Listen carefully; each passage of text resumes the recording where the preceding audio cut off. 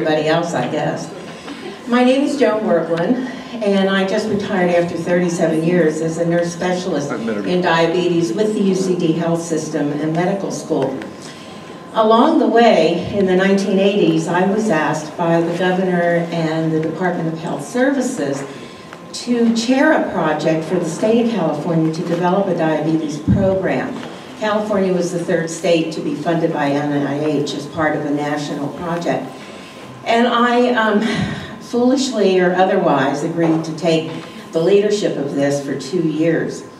During that time, we were the first state to develop, and still we now have in place, actively ongoing, standards of care for diabetes. And that was unheard of in those days.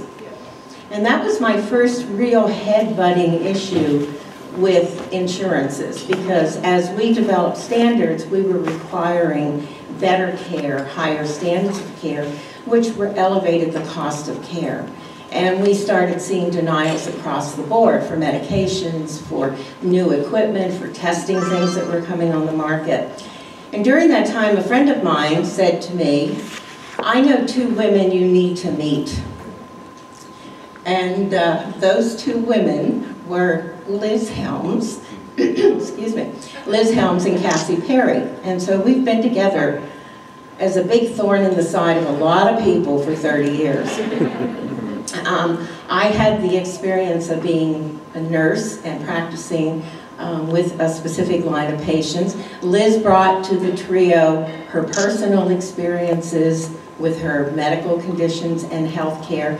And Cassie had been walking around the halls of the Capitol, and so she brought into the trio the government side of things and what could or couldn't be done.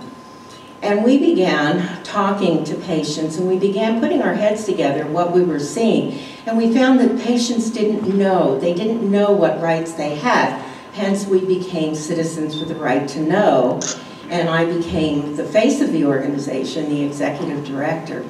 And we started having hearings around the state, and we started meeting with legislators to find out, what is all this denial? Up until that point, there was no oversight for health insurance. They simply had to have a license to do business in the state of California, and they were lumped into the consumer department. So they were just a business with no one really paying attention to healthcare issues and how their business was impacted.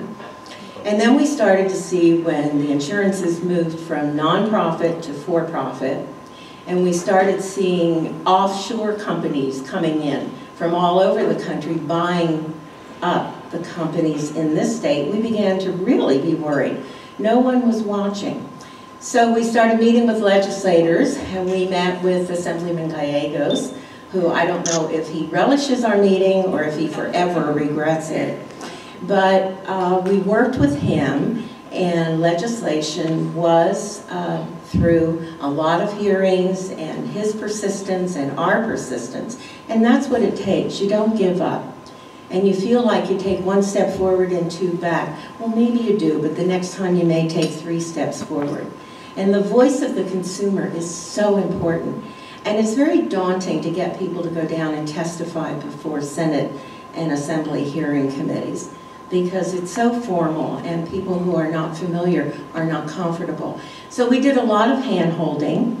We visited a lot of legislators, and we talked to insurance companies. And one of the things that bothered me, which still resonates today, is that what I was told, among other things, was that in California, approximately every 3 years, the people of California change insurances.